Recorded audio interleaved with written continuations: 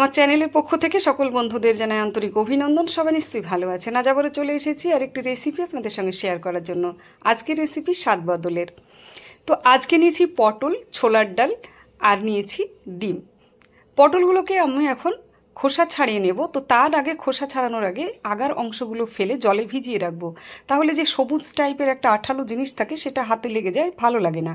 তো জলে ভিজিয়ে রাখলে সেটা কিন্তু লাগবে না, সেই জন্য কিছুক্ষণ জলে ভিজিয়ে রাখবো।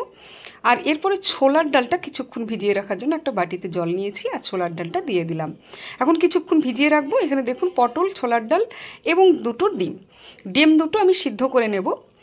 এখন পটলগুলোকে আমি ছাড়িয়ে নিয়েছি খোসা, আর এখন এইগুলোকে কুচি কুচি করে কেটে নেব। কুচি কুচি করে কেটে নিলে এটা রান্না করার সুবিধে হবে ছোলার ডালের সঙ্গে।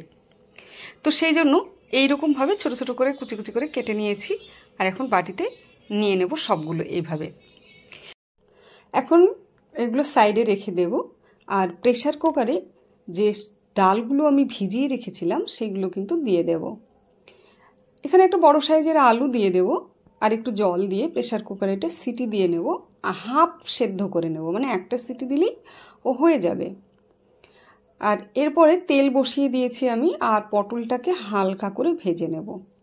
হালকা করে ভেজে নিয়ে এটাও বাটিতে তুলে রাখবো।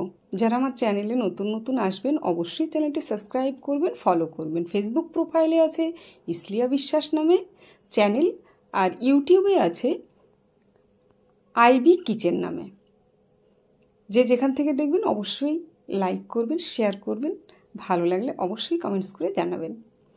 তো ডিম আমি আগে থাকতে সেদ্ধ করে নিয়েছিলাম, আর ডিম দুটো এখন ভালো করে ভেজে নিলাম।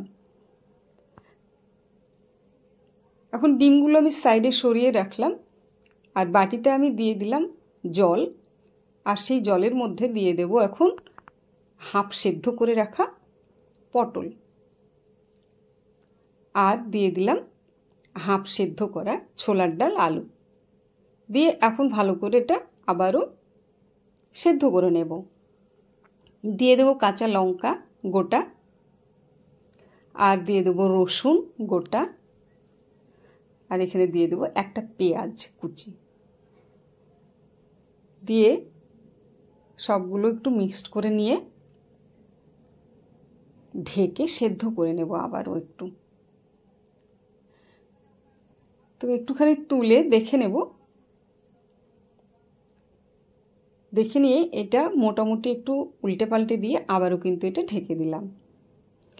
এখন মোটামুটি সেদ্ধ হওয়ার মুহূর্ত। তো এখানে দিয়ে দেব স্বাদ মতো লবণ,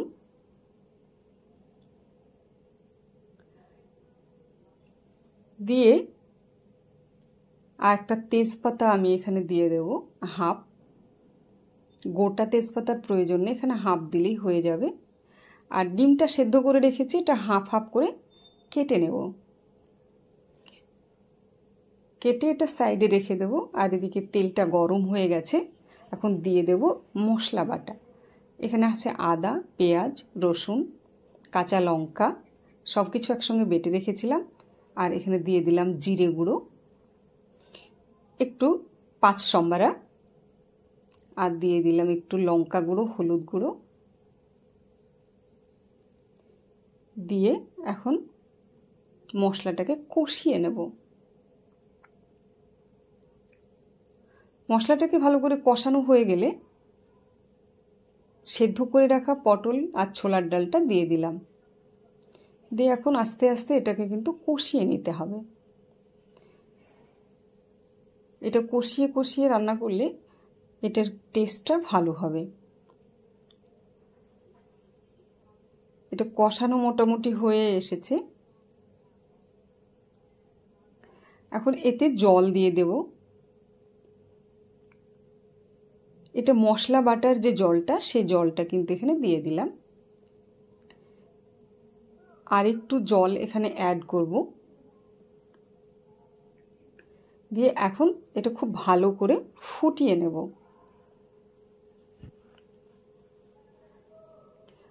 কিছুটা ফুটে গেছে, এখন দিয়ে দিলাম আর একটু লবণ স্বাদ মতো, আর দিয়ে দেব ডিম।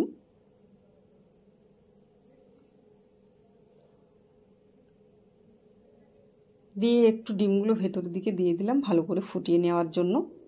আর এরপরে দিয়ে দেব 2টো লঙ্কা, কাঁচা লঙ্কা, পরে আবারও দেব। দিয়ে আমি গ্যাসটা অফ করে দিলাম। এখন একটু ঠান্ডা করে নিয়ে একটা বাটিতে কিন্তু নিয়ে নেব। বাটিতে আমি নিয়ে নিয়েছি। এরপরে দেখুন কত সুন্দর হয়েছে তরকারিটা। আর এ ধরনের তরকারি ভাতের সঙ্গে কিন্তু খুব ভালো লাগে খেতে। তো আজকের রেসিপিটি এখানেই শেষ করব। অন্য কোনো রেসিপি নিয়ে আবার আপনাদের সামনে আসবো। সকলে সুস্থ থাকুন, ভালো থাকুন, টাটা।